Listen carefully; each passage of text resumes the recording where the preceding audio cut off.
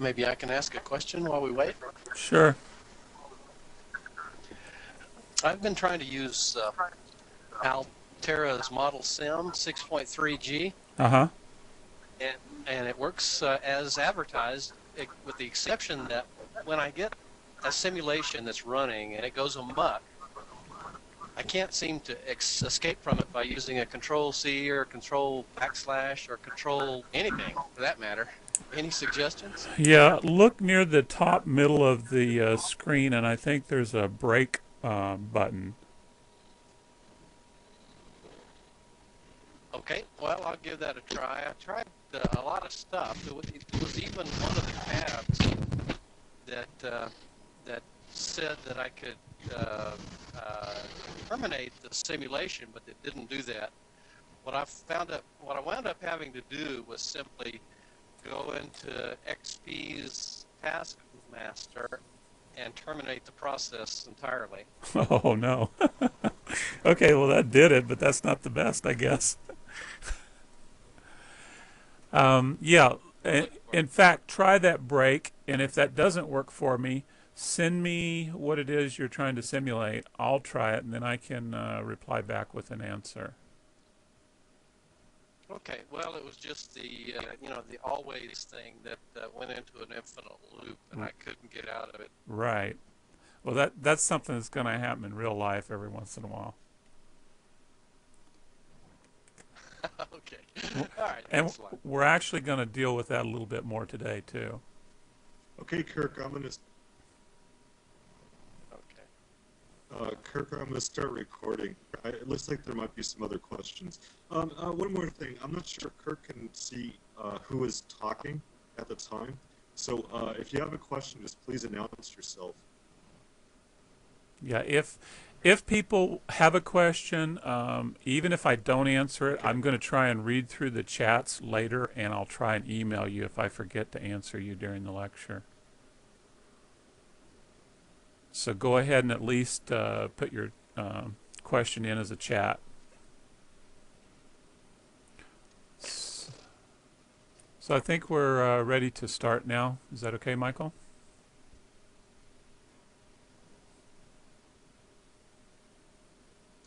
Yep. Okay. All right, so we're still looking at what is Verilog good for here. And it's similar, as you've seen, it's similar to programming languages. It uses sequential statements. But to simulate, we need some sort of notion of time. And if you're doing hardware design, you need some sort of concurrent processes because, as most of you know, flip-flops in one section are running at the same time flip-flops are running in another section. So we still need concurrent processes and a notion of time. So we're going to talk about these today. The procedural block is the unit of concurrency. So here we see we have an initial block and an always block. And these blocks execute in parallel. However, within the blocks, the statements execute sequentially. So we have a dilemma if you think about it. The computer is based on sequential instructions. So we need to emulate these concurrent processes. So in a simplistic form, we're going to execute one block sequentially, and when that block's done, we're going to execute another block. And we're going to go into the details of how the simulation engine does this. So we want the blocks to look like they're executing in parallel. So the question is when is a block done? So a block is done when it says so, and we're going to talk about that. A block is done when it needs to wait. So some of the things that a block can wait for are when you change a register value, or if you delay some amount of time, or if some condition needs to be true. So these type of things are what we call timing controls. Okay, and I'm going to give you a list of types of timing controls here, and then just a quick example, and then we're going to go into more detail on these. So we have some timing controls that are called delay-based timing controls. The first one we call a regular delay, where it has a pound sign and then a number, which is a number of time units, and then a semicolon. So it's sort of like a statement. And then we have what's known as an intra-assignment delay, where the calculation of x and z are added here together, then it's assigned to y 5 time units later. Then there's another one called a zero-based delay, and this one you don't really use much. I just put it here so you know about it. You can look into it. It's used sometimes for if you want to make sure during your simulation initialization things happen in a certain manner. We're not going to deal with that today, though. Then we have event-based timing controls, and here's one that's called a regular event, where at the positive edge of a clock we're going to do something.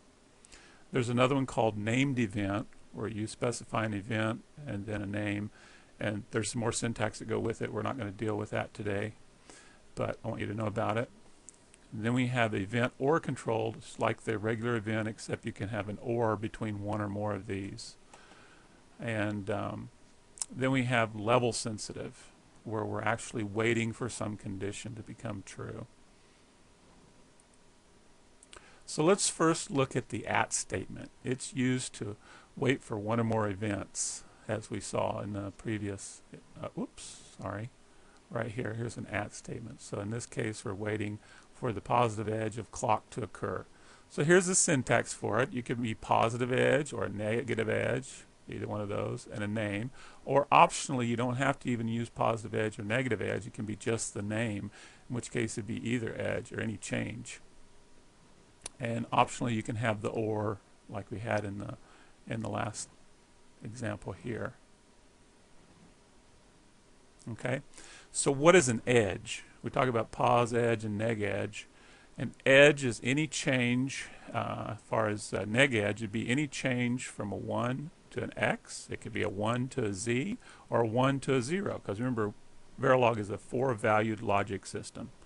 So any of these changes in this direction represent a negative edge. Any change in this direction represents a positive edge. So if I change from an x to a 1, that's considered a positive edge, or a z to a 1, or a 0 to a 1. So those are our edges. So here we have some examples. Here we're waiting for the rising edge on clock. Here we're waiting for the negative or falling edge of this reset in signal. And this is something I'll mention too while we're at it. It's real common for people to put an in at the end of their name if the signal is an active low type signal. So this, let's say this reset pulses low, and that's when it's active, when it's supposed to do its reset. So that's sort of a common notation, or an underscore and then an in. Here's one where we're waiting for any change on strobe, no positive or negative edge at both edges, or any change.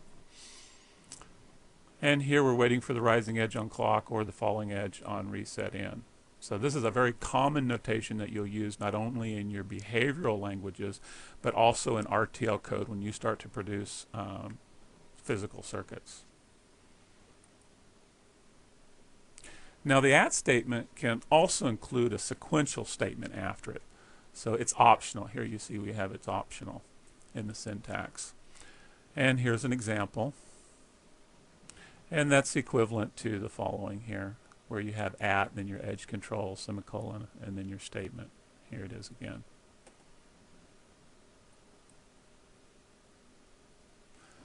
So it's a very popular style for synchronous descriptions, especially when you're writing your RTL code. So here's an example. We have always at, and then some event control, and then our statements in our block. And here's an example. Always at positive edge of clock. We're going to do some stuff. Let's say we're going to count here in this case.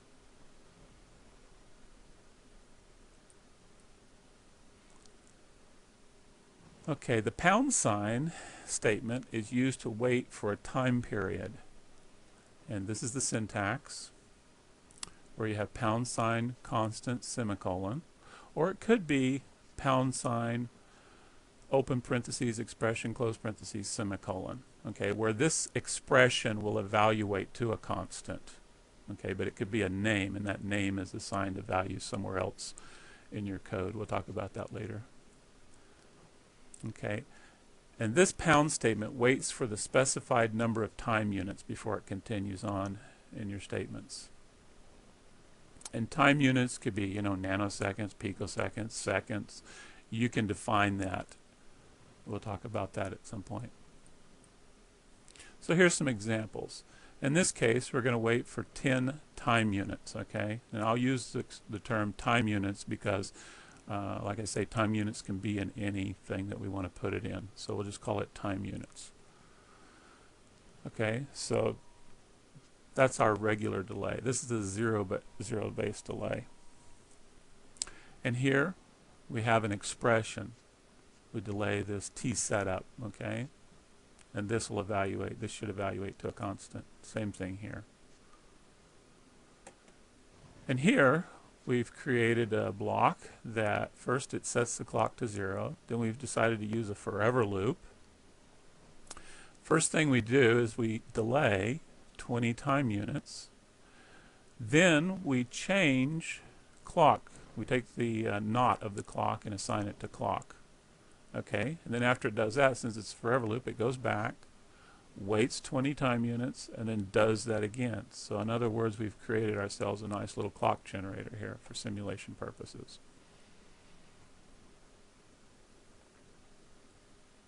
Also, the pound statement can include a sequential statement after it. So here's an example.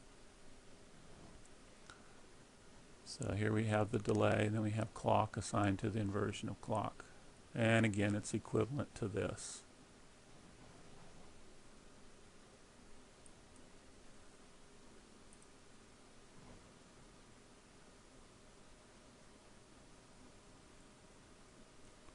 I'm going to look at the chat here to see. Somebody asked, when would you use pound 0?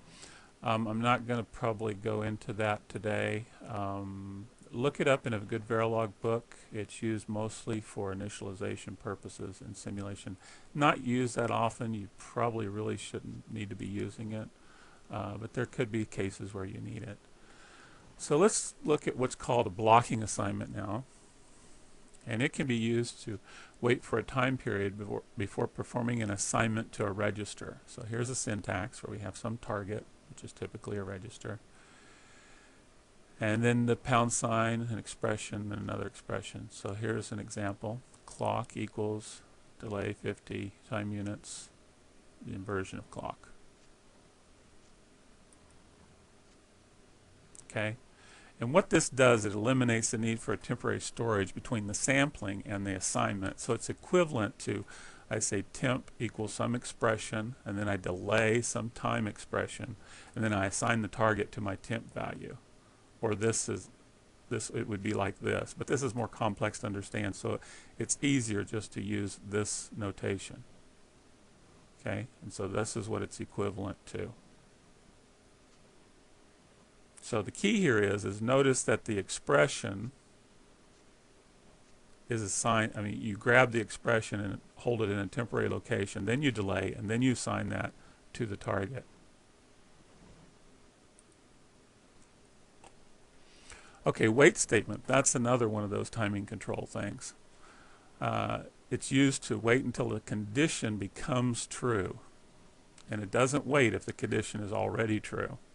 So here's some examples. Here's the syntax. Wait, and expression. Wait, reset not equal to 0. Or wait, it could be a more complex statement. Or, in this case, it would wait forever because this is never going to become true.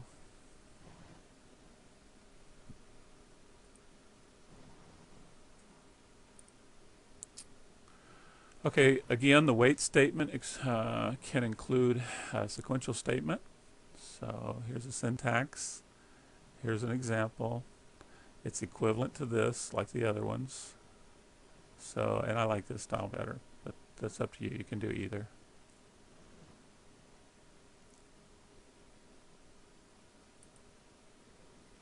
So you're going to have a lab 3.1, and you're going to learn how to use a waveform viewer. I've put a few instructions up on the website. Hopefully that's maybe helped a little bit. But today you're actually going to start, with this lab, you're going to be able to start looking at waveforms, creating waveforms to look at.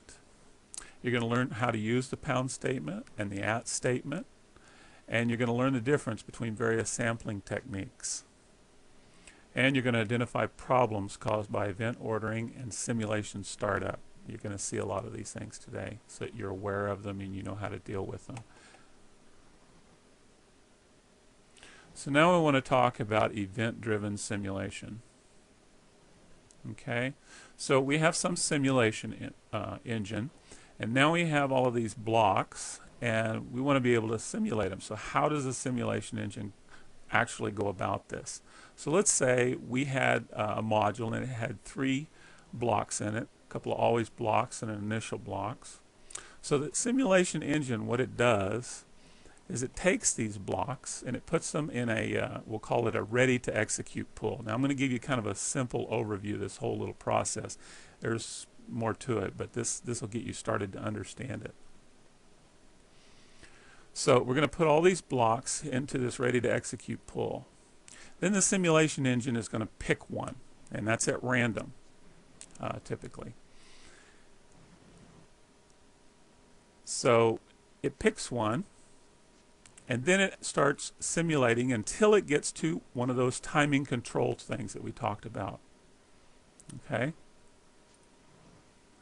When it gets to one of those, then it puts the block in a, we'll call it a waiting for an event or time expression pool. Okay, so it's like on hold. And then it's going to repeat this process until all the blocks are in this waiting pool. And then once it's done that, then it can put the blocks back into the ready to execute pool and advance the time. And we're going to go into, I'm going to show you an example of how this works. And you're actually going to learn how to do it in a lab. You're going to learn how this process works in the lab by actually single stepping through your code and watching what happens, how the simulation engine does it. So how is the process initialized? How does this thing start off? So all the blocks are put into the ready to execute pool. All the registers are initialized to X's, unknown. And real registers are initialized to 0. And at this point, no timing control has yet been executed. The first execution will be performed in the same order as declared in the module. But subsequent execution order is random. So you're going to learn how to write your code in such a way that that random manner doesn't matter. It sounds maybe a little odd or a little difficult first, and it will be, but you'll get used to it, and it's not. It makes sense after a while. Okay, so the guideline is your model shouldn't depend on execution order. Okay, so now we're going to go through an example. And so the question for this example is, what is the simulation state after 2 clock cycles? So I want you to look at this code here for a moment.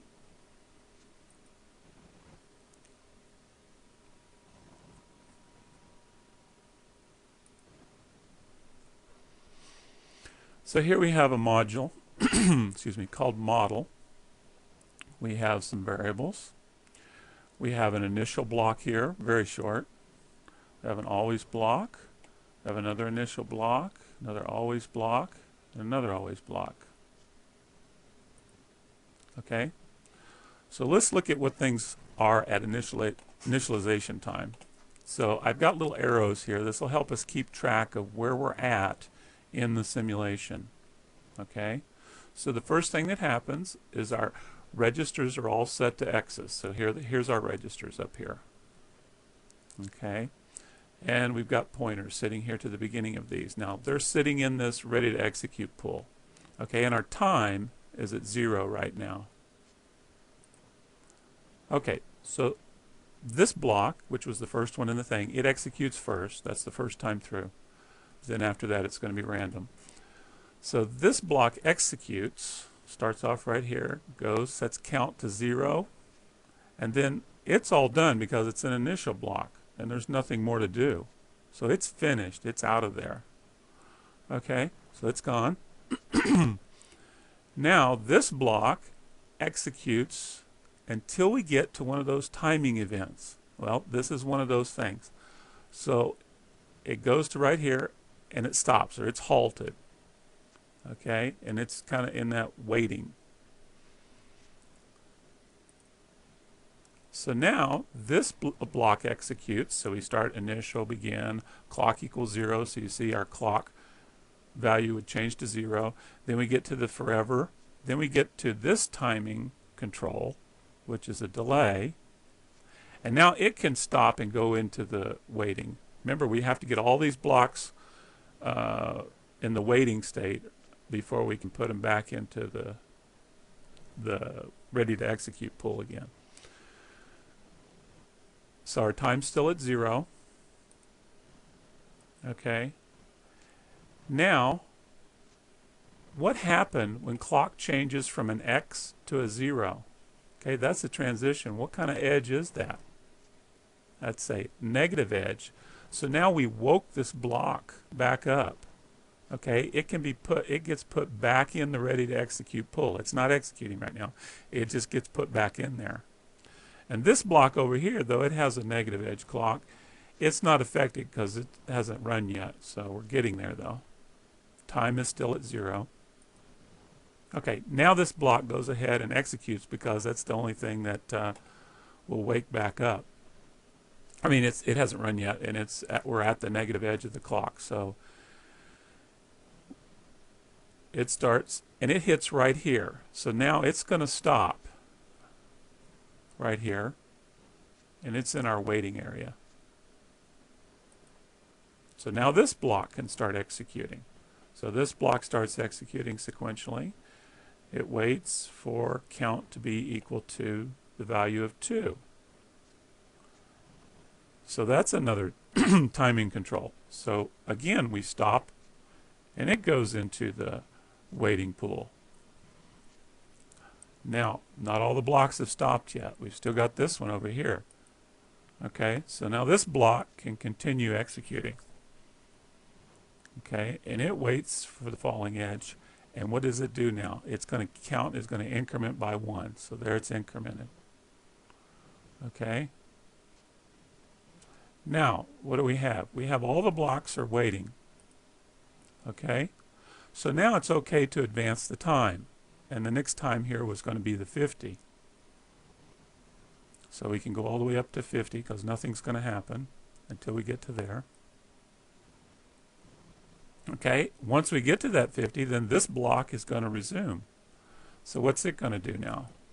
It's going to change the value of clock. So now clock goes to 1. Our time is still at 50. Okay, so now it's done that, and then it's going to go on down through the code. Well, we're at the end. Okay, but no, we're not at the end. We're in a forever loop. So we come back, and boom, we hit. We'll wait for another 50. So we put that in the waiting pool. So it's now stopped again. Okay. Now all the blocks are waiting again. So we can advance the time once again. Now we can go to 100. All the way up to 100 before anything's going to happen.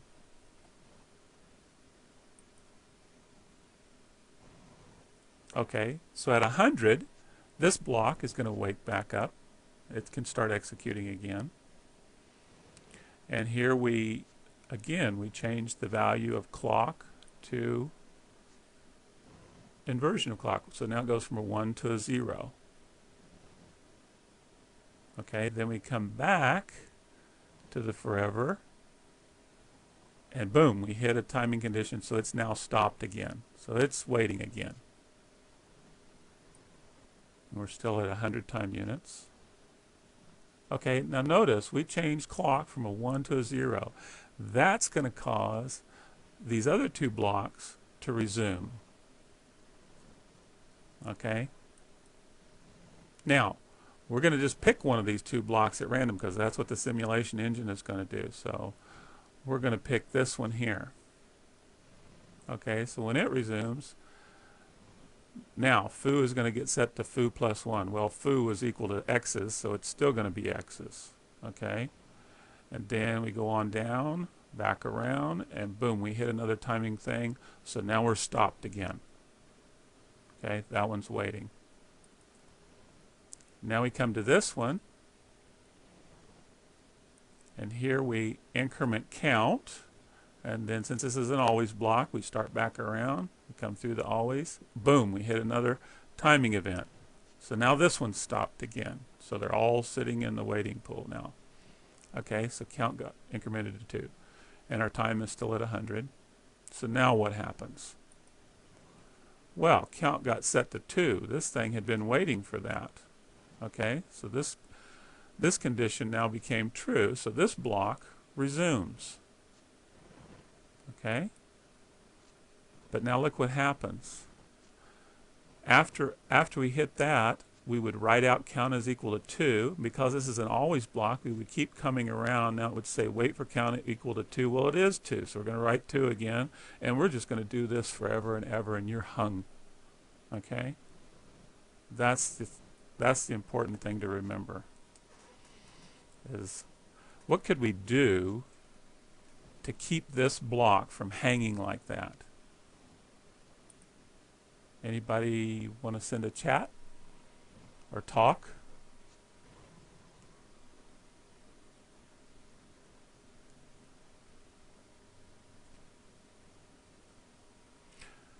Well, there are different things to do. If this happened to be the end of what you wanted to do, you could just put a finish in here and quit. Or if you put a simple, just a pound delay, at least that gives the simulation engine a way to put it back into the waiting pool, and it won't be hung here. It'll give other things a chance to run. Okay, and something else can cause the whole simulation to stop if need be. So it's important to recognize, and you may want to go through and review this again, it's important to recognize how these simulation engines work. Hopefully the particular Verilog simulator you have allows you to step. I know ModelSim does. I'm not sure about all of them. I think Veritech does. I don't know about Icarus. But get a hold of one of the simulators where you can actually step through and get a feel for this. So the answer to the quiz is the simulation never gets to the second cycle because this block over here just hung forever. There's no way to get out because there was no timing event.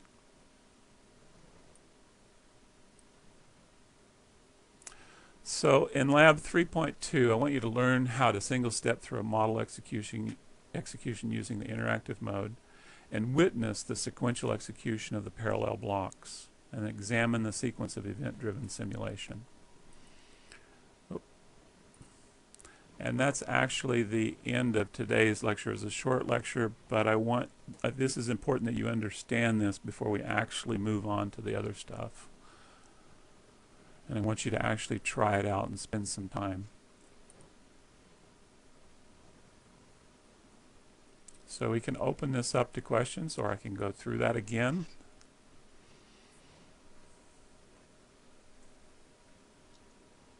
Hey Kirk, this is Mike Krieger.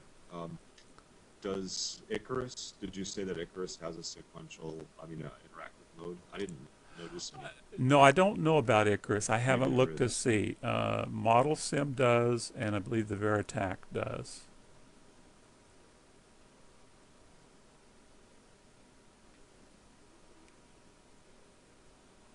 And how's everybody doing with labs? I'm kind of curious if that's going okay.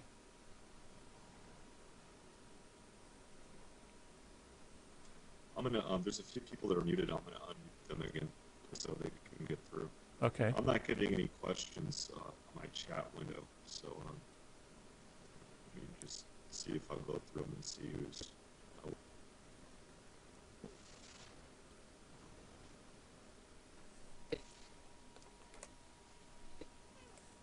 Yeah, there we go. This is Rick Hambley. On your example, if you went back a couple of slides, you have the two counters, foo and count. Whoops. If had foo been initialized, so it wasn't in the don't care state, so it actually did something useful, it occurred to me that the way this simulation was running, count and foo even though they're counting the very same thing, would not, in fact, have the same answer, because they wouldn't see the negative edge of the clock because of the order of the first time through prevented that from happening. Well, they would wind up with the same value. I tell you what, a good thing to do is to actually, in case I'm misunderstanding you, just actually try it. Initialize foo in that initial block, and then try it yourself and step through.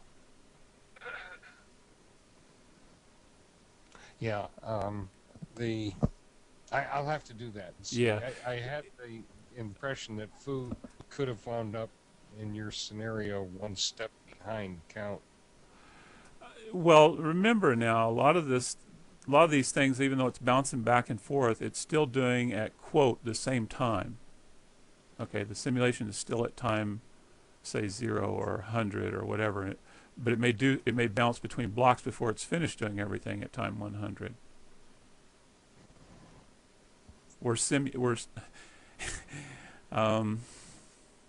The notion here is a little different. It's not like this is where we diverge from C. Let's put it that way.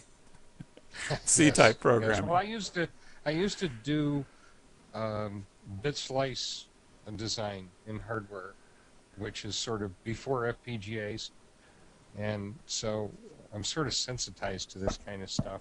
But you can do crazy things at least in bit slice design if you're not real careful with the clocks and how they're treated.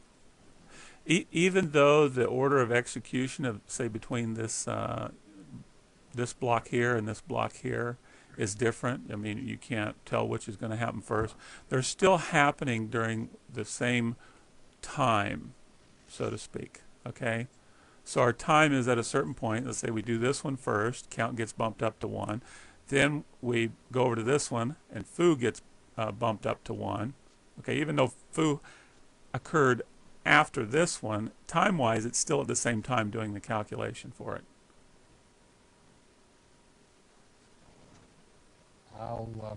Does that make sense? I'll see if I can. I'll see what happens when I run the lab. I'm going to try and see what it's doing. Yeah, because you asked how we were doing. I'm sorry. Go ahead. You asked how we were doing in the labs, and I have to admit I'm a little bit behind. Not too far behind, but I kept struggling with the tools.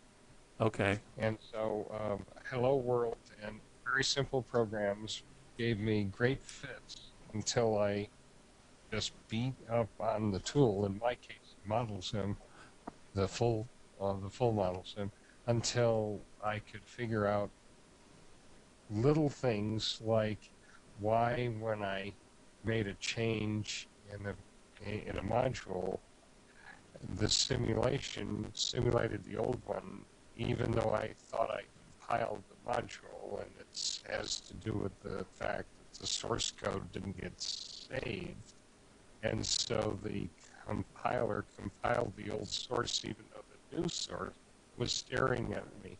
Yeah, because it puts the compiled into the typically your work library. Well, even if I said compile it over again, I've changed the source. Unless I saved the source, it still compiled the old source.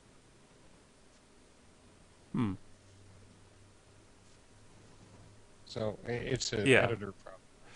Things like that slowed me way down, but these are important lessons. Yeah, that's right. It's compiling whatever has been saved last. Oh, anyway, back to this these two blocks here with count and foo.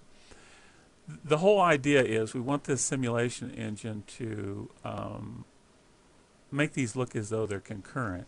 So neg edge of clock is at the same time for both of these. So you want them both to have results, you know, at the same point in time.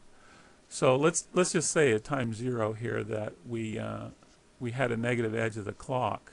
You want both of these to look like they both increment from 0 to 1. We'll assume both of them were initialized to 0. So that's the whole purpose of the simulation engine, is to be able to make it look like these things happen at the same time. So even though the simulation engine processes them, you know, in some random order, the key here is time, okay, and when it advances time. Just because it does this one at time 0, when it goes over to do this one, it's still at time 0 for the calculation for the simulation. So my concern was that the order was such that count got incremented and then the clock got changed and then the condition was not true when foo went to go execute. Oh, no, because the clock is only going to change every 50 time units. So basically, let's say here we're at time 0. You know, the count's going to get incremented on this negative edge of clock, and so is this foo, basically. I'm just trying to show you how the engine goes about it. But let's say that you execute the count block, then the 50 time units is up, so you execute the block below it, and then you go execute foo. You may have changed the clock in a way that causes the foo test to no longer be true. Can't happen. Oh.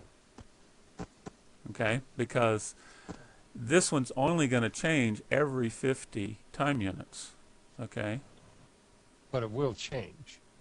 Yeah, the clock will change every 50 time units, but these blocks, this one and this one, count and foo, only happen at the negative edge of clock. Okay, which is every 100 time units. Right? Yep. Okay. So neg edge, whenever that occurs, both of these are going to get calculated. It was, I know what it was. It wasn't all those other 50 time unit times. It was the first one.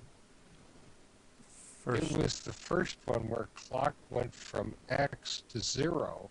And that happened after count was already incremented before foo was dealt with, and that's the one where it lost a count.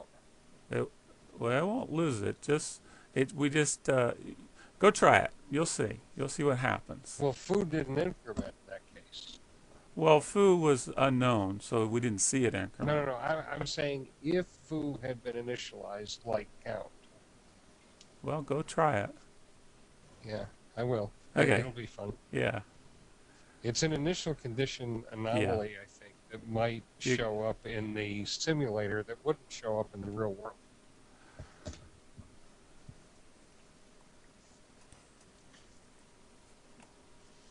Okay. Anybody else got some questions?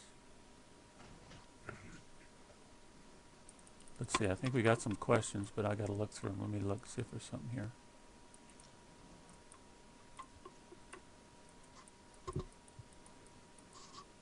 I guess we've got some audio echo problems here. Somebody's saying. This is Graham Haddock. Question, previous speaker, I was hung up on the same problem with ModelSim, and I just wanted to check, how do you save the files? Is it just hitting the disk symbol at the upper left, or is that just basically how you save a change? No. Ah. That's almost correct. And here's where I got in trouble. Okay, please comment. I made a change, simple change a 1 to a 2, and then I went to click on that, and it wasn't even lit up. It didn't say I needed to save anything until I moved the cursor off the change I was making, put it somewhere else, and then that lit up, and then I had to push the disk symbol. So are you using the ModelSim editor, or are you using just a text editor, or what are you using with ModelSim? Oh no, this is only happens if you use the ModelSim editor. Okay. Otherwise, it's a non-issue because then ModelSim saw the change from external. Yeah, cause typically, like if I'm editing one, can you see this okay? On my screen? Oh. Okay, yeah, I thought that was on my screen for a minute. Okay. Yeah, so usually when I'm doing it in ModelSim, now this is 6.4, I would save it. Right, you're using WordPad, and ModelSim Yeah. sees those And changes, no problem. yeah, and you notice up here it just goes to a question mark, so that way you know that it's changed. Then I just click Right. compile selected. So I went to the project tab where you are and clicked on that module and brought up the text editor in ModelSim. That's where I got into a little bit of trouble. Okay. Okay, I don't do that very often. Usually if I have sometimes I've used it, but let's see, I could, Once I got used to it, it was no big deal. okay. But apparently it keeps this scratch pad on the screen, and as you change things, until it actually saves the change that you made on the screen, the rest of ModelSim doesn't see that anything happened. Hmm.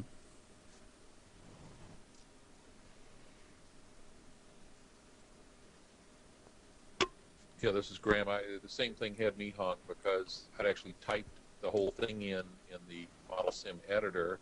I got a clean compile, but it couldn't simulate because it was actually compiling an empty file. It was happy, but nothing would happen. And here I am staring at what I'm trying to compile, and you just explained a big hanging point. Thank you very much. I think that's why we're starting in kindergarten with this Verilog stuff. The tools are very hard to learn. Yeah, you just need a little kickstart is all on this stuff. Wonder if it'd be good if some of you had like a, especially those that are using the ModelSim 6.3, maybe had a little forum or a little way to communicate back and forth things you find. Or I'm available on Skype at almost any time because I work from home. mm-hmm.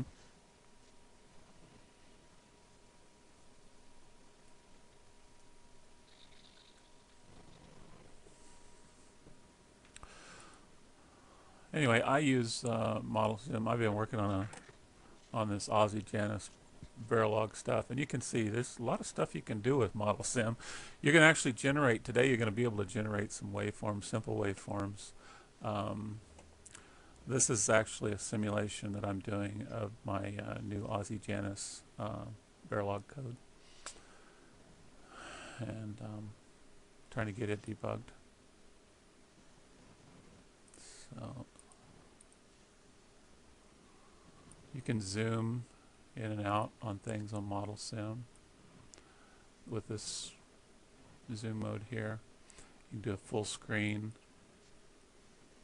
Anybody got questions, just stop me. I'm just kind of showing a few things. I guess which waveform viewer are we looking at here? This is ModelSim. Does it show up okay on the screen? Yeah. Yeah, Okay. it's beautiful.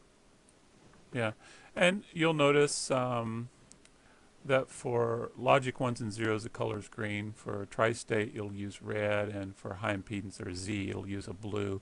You can, some waveform viewers like GTK Wave, you can actually change the colors. I think there's a INI file somewhere you can change the colors for it if you like different colors.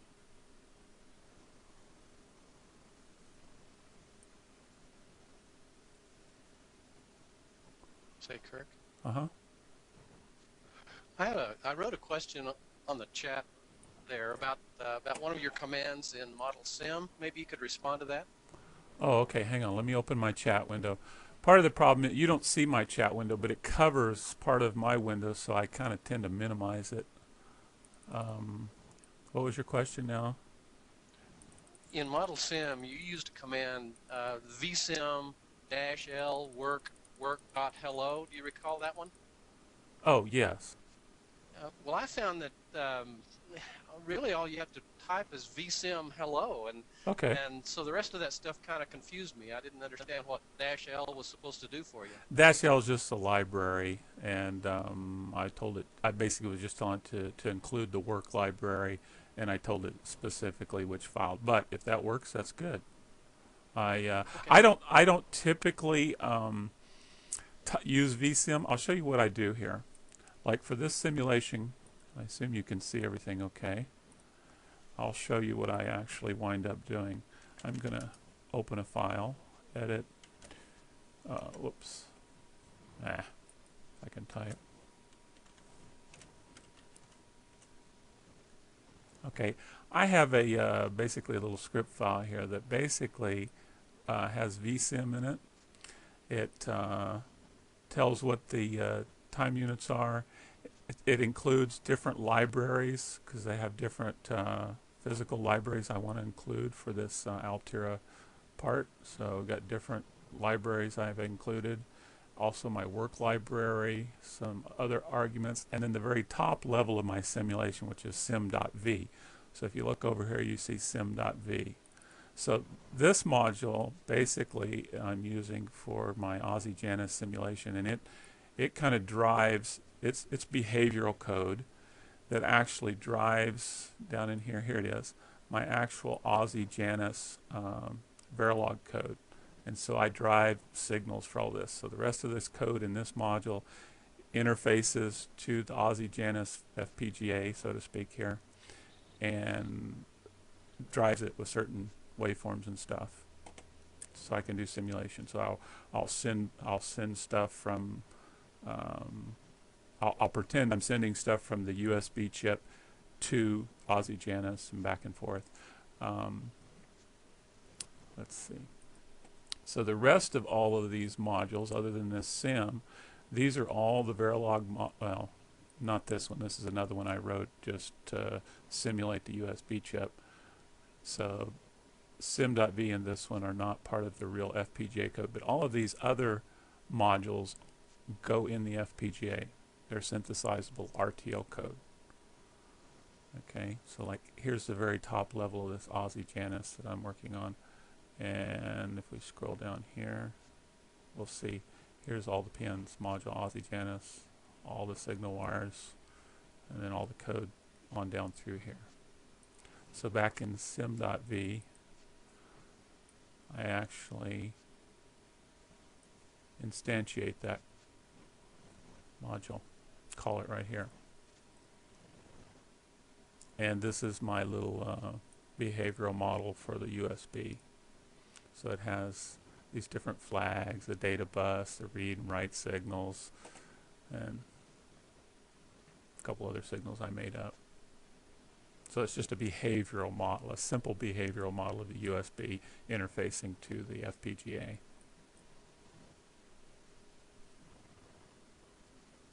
So anyway, in this little sim.do script I wrote, I just put all my information in there. Let's go back. I also include the wave.do. I think I talked about that in the one document. And then I have the run.all. So now down here, let's just close this.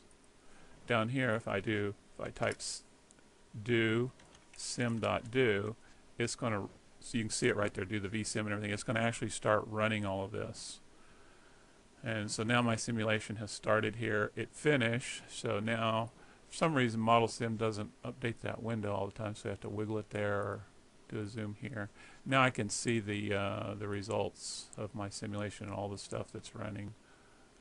Like here's the receive FIFO, and this section right here is where I've sucked in 512 bytes of information, so we can actually see things going on. Like, let me zoom in here a little more. First part of this.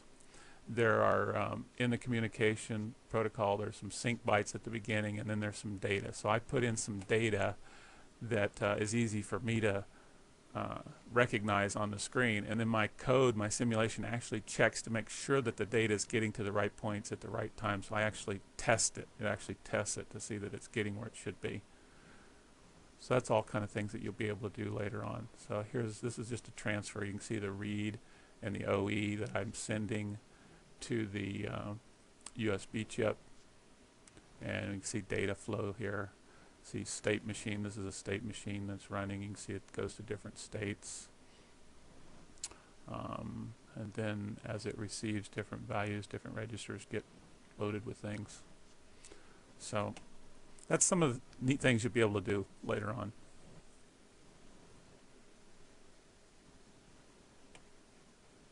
And hopefully I'll get this working, and then I can give you, I'll post my simulation files and you can recreate it yourself and look at the simulations.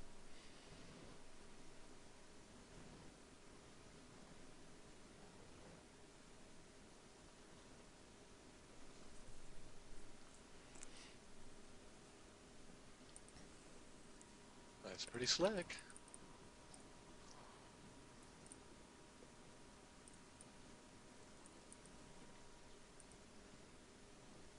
Okay. And as far as you're writing things out to the display that you see right here, I have it sometimes write things out so I can tell where it's at in the simulation. Like there it printed something out, there it printed something out. Now, let's just go into the code and look at it. Oh, once your simulation starts running, you get these different tabs here, like I'm on the simulation tab. This is where I can look at certain signals in certain blocks. Like this OJ, that's the top level. Let's go back. I'll show you how this works. Let's open up my sim.v. Let's go back down to where I call that right here.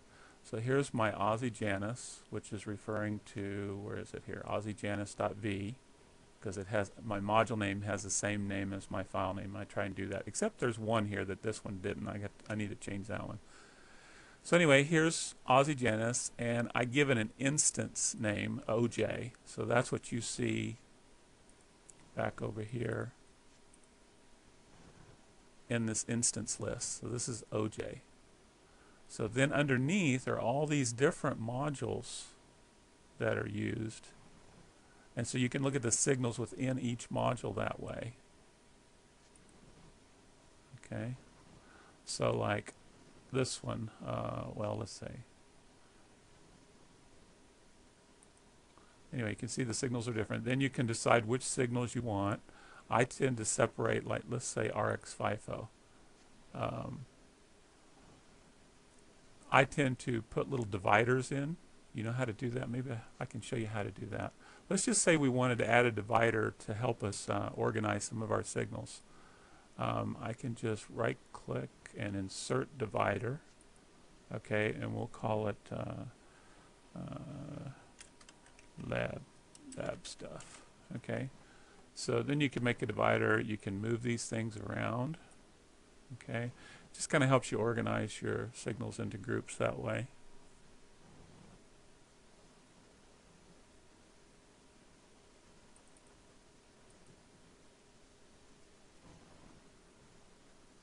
And you can delete. Where's delete? There it is. Okay. Another thing that you can do is, like right here, I have some receive FIFO write data. Now, you can right-click on this, and you have you can tell it what radix to put it in. So right now I have it in hex, but if you wanted to see it in binary, you can do that, or unsigned decimal, or whatever form you like. If you're a glutton for punishment, you can use octal. So anyway, you can change the type right there. How do you save the waveform viewer state? You mean all the signals that you have in here? Yeah, and the types and the Okay. radix. Yeah, once you've got all of that stuff set like you wanted, or you've made a change, make sure that this window is highlighted. It's this blue, like if I'm on a different window, come here. One of the, like, okay, now I'm on the object window. Make sure you're on the wave window, and then hit save.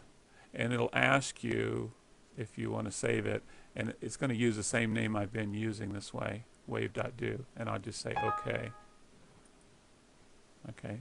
If it's the first time you're doing it, because you want to keep this set up with all these signals and formats that you have, you'll have to specify where and specify the name for the very first time.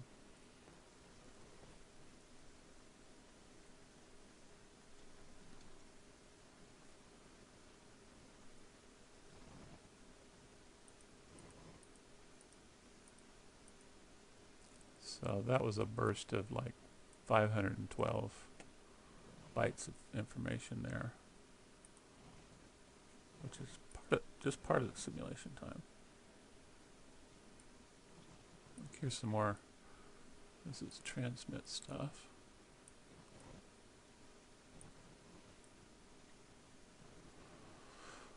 So anyway, I like it. Looks pretty good.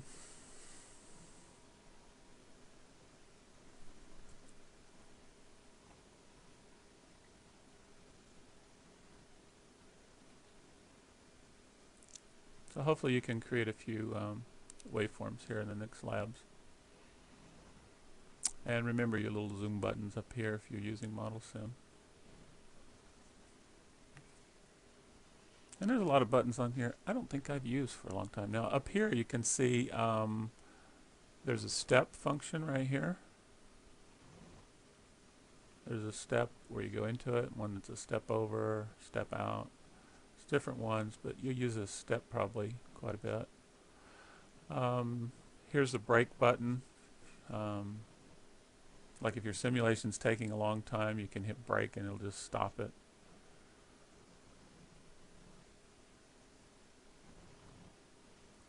So that's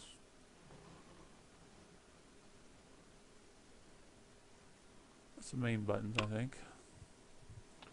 Kirk, this is Graham. I just wanted to verify that, okay, so if we're using the ModelSim web edition, we do not have to go get the GTK viewer and install it, because basically there's a waveform viewer embedded in the simulator. Right. Yeah, you get the waveform viewer with ModelSim. And you don't have to put in extra code. Let me show you something. If you don't have ModelSim, let me go back to the project here. Let me open up sim.v. So if you remember, I put a VCD file up on the website that had some of this type of stuff in it from my simulation. So the way I created that, let's see if I can find it here, is right here. And I've commented this out. But I just put in this little initial block and said do a dump vars and then the top level of this module, which is sim. Okay, so by doing this, it'll dump all the data into a VCD file, and then you can use a waveform viewer. And you'd have to add code like this, such as to Icarus, in order to be able to look at the outputs. And in your labs, I'm going to post this. I'm going to try to post them this evening. I have a little bit of information on how to do that. It'll show you how to put this in there.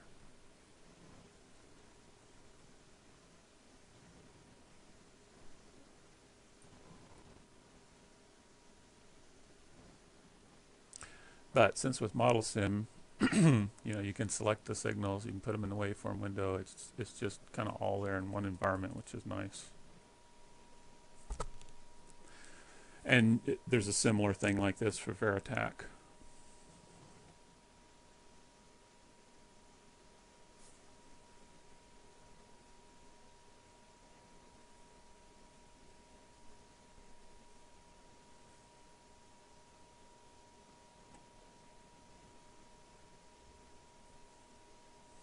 Anybody else have any questions?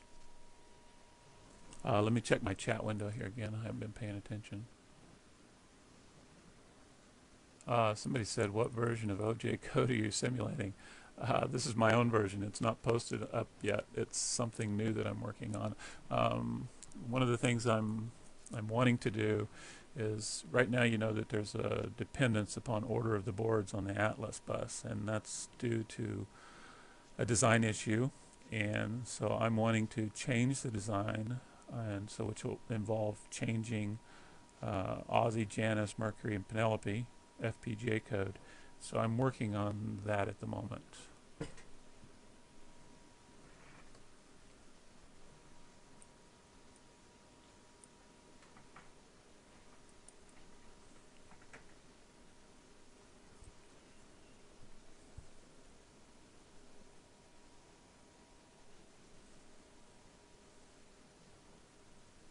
So I'm kind of new to this group since probably, I think it was November. So I'm learning a lot.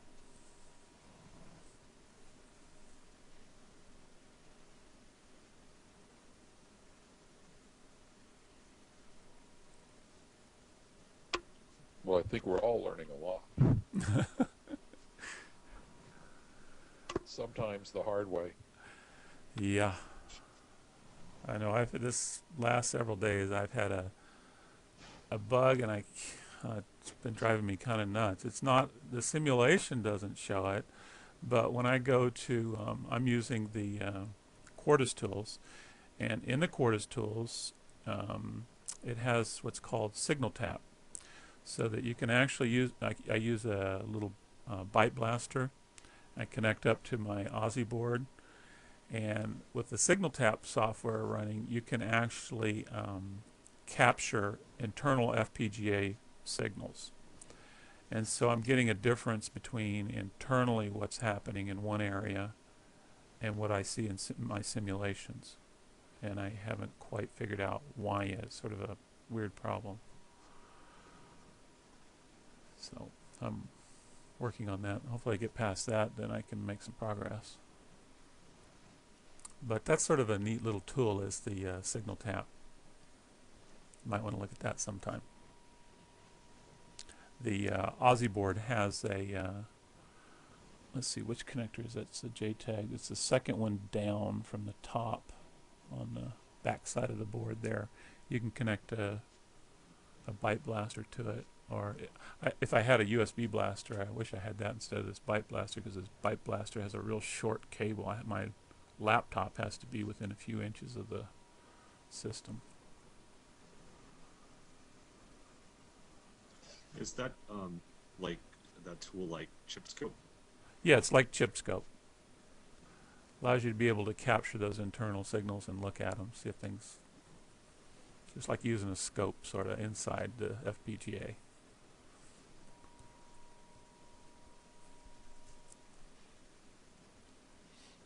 So I can look at my simulation stuff here on the screen, and I can go look at the same type of thing in the chip. Now it's limited as to how many signals you can use, so it's not as nice as being able to see everything simulating, but it's the real thing, and you know whether it's working.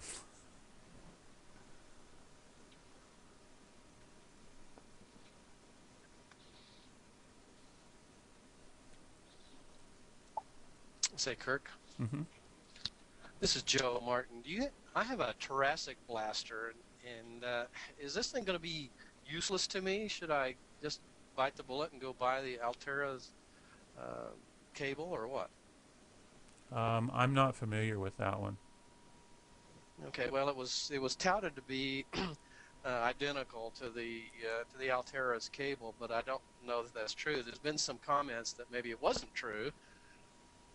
So I don't know. I guess I should try it and see. Yeah, try it. Let me know. I'd be interested in knowing. Yeah, this is Graham. There was a production problem on Mercury that, for whatever reason, an Altera byte blaster would program and the thoracic would not. But it turned out it was a build problem. They had some wrong value resistors. Oh. So that basically, if the resistors are right, then it works. So, in other words, there are some very subtle differences, and we happen to get into an area where you could see the difference. But in a properly built Mercury, there is no difference, and they're interchangeable. Okay, so I should just go back to the reflector then and dig that information up and make sure my boards actually have the right resistors. Yes. If you go to the board and search on, I think I put out 2 emails under the title Byte Blaster Buddies. And if you look for that, you'll find the comment on a resistor you have to change on the Mercury board to get the thoracic to work. But the problem is actually with Mercury, not the thoracic. Yeah, I had set up a production line here to, for all my friends with Mercury boards, we took off all the 220 ohm resistors and put the 222 ohm resistors on, because I've got a few hundred of those kicking around. All right, we'll show you one more thing here before we close. If you notice, in my simulation, I have this IF clock right here. Nice little clock signal running along continuously. Well, in the bottom of my sim.v, here's actually the code, similar to what we did today. Okay. And there's different ways you can do it. This is the way I did it here. So I defined what's called a parameter. We'll learn about those later on. And I set it to a value, and then I use it down here in my delay. And I have it print out a little message when the simulation starts. And that should be, yeah, right there it is. I have clock started. And there's another one started.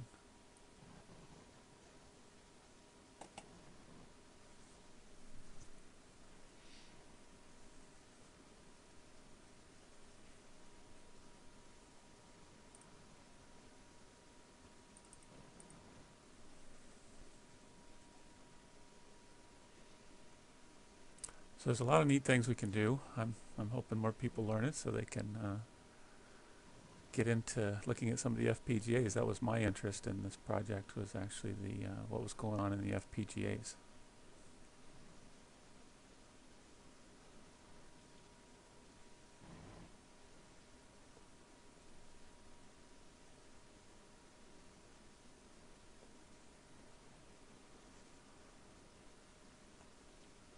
Anyone else have any questions?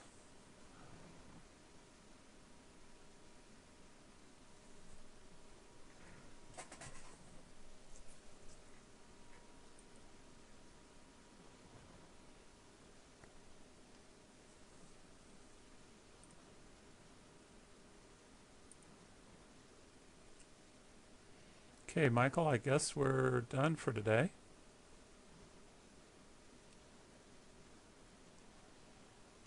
Okay, thank you everybody for joining us. And the next meeting is going to be, or the next lecture will be on Monday at same time. Thanks a lot for all the work. Okay. Yeah. Michael? Yes. Are we going to have to sign up each session, or can I use the same code for the rest of the sessions? Yeah, no, I had the request before, and you should be able to use the same same code. It's a repeating webinar now. Oh, okay. That's what I was It's every wondering. Monday, Thursday. When I tried to go back with my number 2 sign up, it wouldn't let me in for some reason, so I had to re-sign up tonight. Yeah. Maybe I did it too early. This one should. Yeah, this one should. If you have a problem on Monday, just let me know. Send me an email. It should be just the one registration now from now on. Okay, thank you. I appreciate all the work you're doing. Oh, there is one more little comment I'll make if I still have the time. Michael? Yeah, go for it. Okay. There is a program that I've used with some other people. It's called Adobe Connect Now, and that can allow up to 3 people to connect together. So if you have a question about, you're doing something in Verilog and you want me to actually see it on your screen, I could actually see it that way. So it's a free program, and it works pretty good, sort of like this webinar thing. And we could do that whenever. You just send me an email with the correct link, and then I can get on and look at what you're actually doing. So I'm done now. Okay, that's great. So thank you, everybody. I'm going to sign off here. 73s, right?